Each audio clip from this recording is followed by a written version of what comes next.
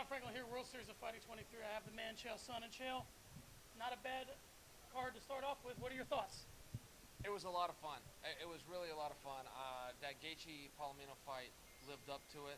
I think Teddy Holder had a little more than he was able to show. He took a low blow early on, and he got taken down by a superior grappler. When you get taken down early before you have a sweat going, things don't typically go well. So I felt a little bit bad for him because he really was a neat story coming into tonight, but there was some good action. I mean, how about Brian Foster's knockout? How about his fight overall? It was a really great performance. Yeah, we talked to him after the fight, and he wasted no time in calling out Justin Gaethje. Obviously, there's a tournament now.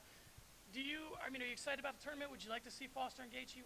What are your feelings on that division? Oh, I love tournaments. You get so many guys that come out and say, give me a title shot, give me a title shot. You hear that all the time. Dana White talks about it. Ray Sefo talks about it. Ali talks about it.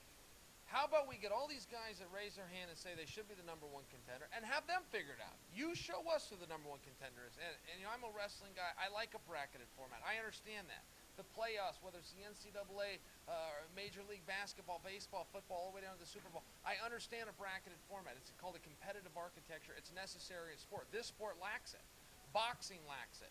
You bring back the 8-man tournament, you let these guys figure it out themselves, and there's no arguing. The other day when we spoke, you said that history will smile upon David Branch if he's able to pull this off. Now, in the wake of it happening, are your thoughts similar? How do you look at it now that he's done it? I am an expert on this sport. I mean, I could tell you, you could go to Google or you could come to me, and I would probably be right more time. Now, with that said, I can only think of one other guy that's done this simultaneously. I know a couple of guys that have 2 championships in different ways, but not at the same time. The only name that comes to mind is Dan Henderson. I talked about this with John Morgan, who's equally a geek on the subject as I am, and he goes, no, that's the only time it happened is Dan Henderson. So you've got a guy who's done it the second time ever, first guy to do it domestically. He is going to be like a fine wine. This win tonight, as good as it looks, it will look better with time.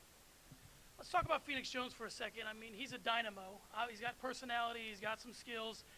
Talk about his performance, and then I want to talk to you about another subject when it comes to Phoenix. There's a fine line between genius and insanity. I believe he sits on the side of genius, but it's a fine line. The guy's a lot of fun. He's got a crazy style.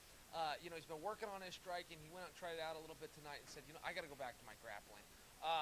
I supported that completely. I will tell you that submission that he secured tonight was not in. There was no submission there. But every now and then in a fight, your time, you want to get out of there. And so he gave his opponent an opportunity, and he took it. I interviewed him with his brother, who's new to the division, and they're open to a fight with one another. What are your thoughts on a fight like that? I don't like the feel of brother versus brother. That was first discussed with the Shamrock brothers. There was something about it that just didn't feel right. It just felt like a really bad Christmas morning to me. So I hope that fight doesn't happen. I think there's plenty of other guys for Phoenix to fight. That's just my own take as a fan. And put a period on the night and just tell me your thoughts on the fans here in Phoenix.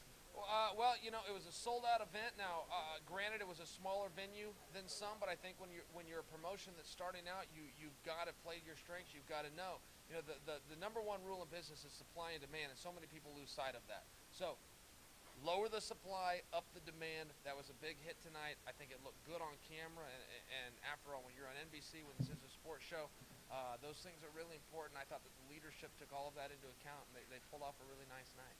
Chael, thanks. Compelling as always. A gentleman as always. That's true. Can't wait to see you again. Both of those things are true, and that's also true. I believe that.